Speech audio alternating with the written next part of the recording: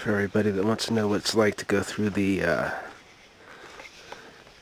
deciduous forest in the fall when the leaves are falling. With all the mountain laurel and the rocks. You have this low-lying mountain laurel and these huge trees that go up above it. And it's very beautiful. Going back here to Wolf's Rocks.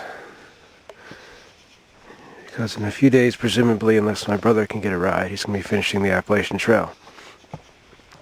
And I've been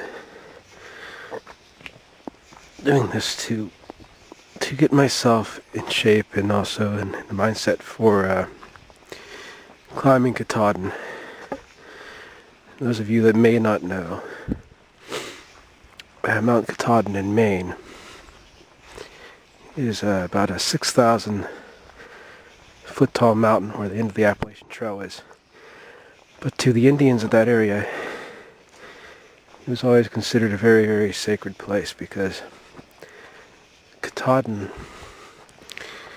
is the tallest mountain in Maine, but it's said to be a mystical mountain where all the energies of the Creator, the various stories all come together into one.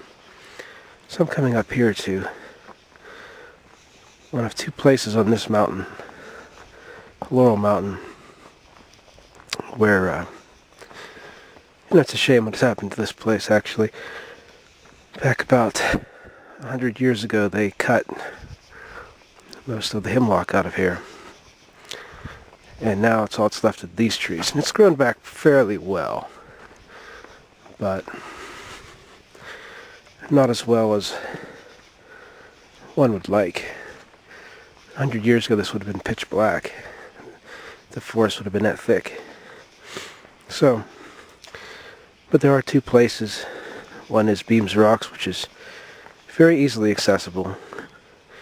There's a natural altar on the cliffside. And then there's Wolf's Rocks, which is it's not remote, it's a couple miles back, and as you can see, like on a day like today when it's rained, it's even tougher. There's somebody decided to walk a little less gingerly.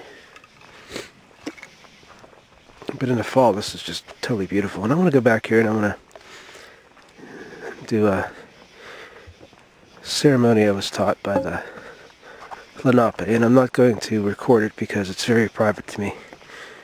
I gather my powers for this journey I'm going to take.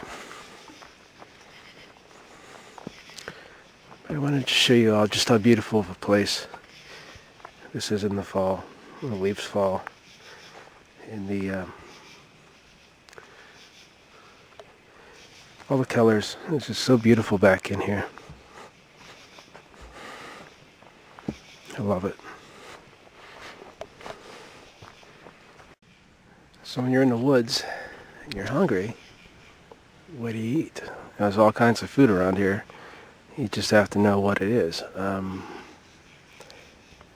For instance, this tree right here I have my staff next to. It's, this white, looks like a grayish white tree. It's got this beautiful bark.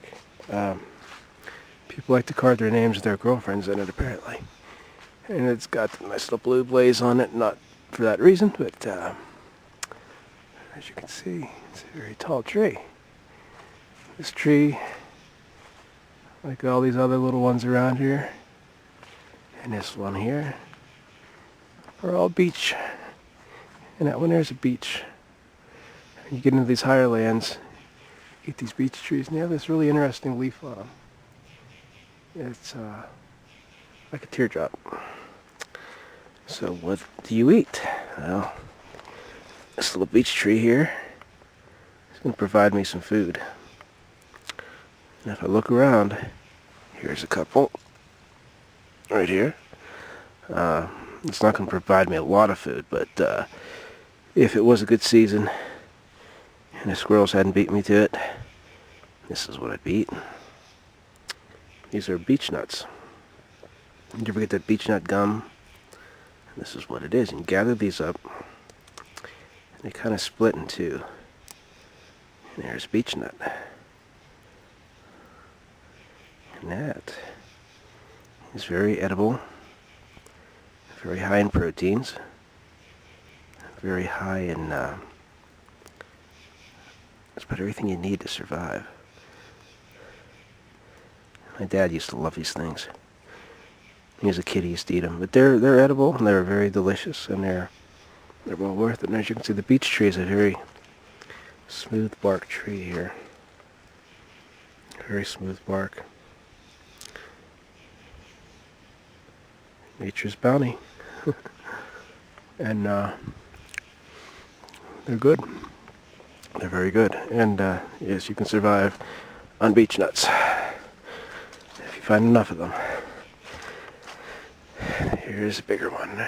I think this is all a grove of beech nut that when they logged years ago they missed, thankfully. Okay. This right here is a fern bog on top of the mountain. It's basically what it is a plateau. And there's flat areas. As you can see, these ferns are the same way that they've been for one little platform here. Same way they've been for about the past 200 to 300 million years at least. You can come through here and see all these ferns like this. Or if you go into an area where you find a lot of slate, a lot of times when they will dig for coal, but you'll find a lot of this still preserved. That's what the coal is actually made out of.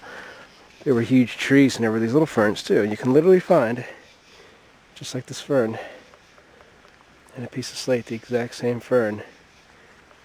Just like ones today, like if you would have just taken one from then and now, you'll find them hundreds of feet beneath the earth, and you'll find them in between these. This slate is like a rock. It's in layers. It's flat and it peels apart like pieces of paper.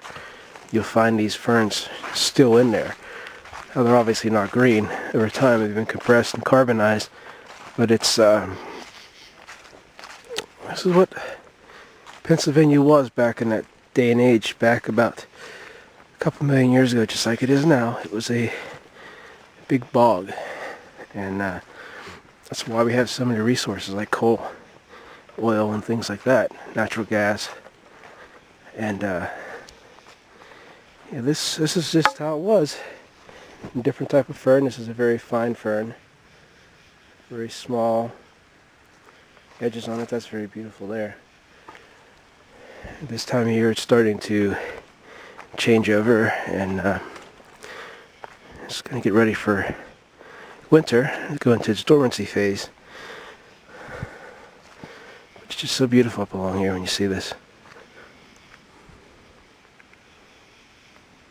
And it's going to rain here. So I'm going to get wet and I better turn my camera off.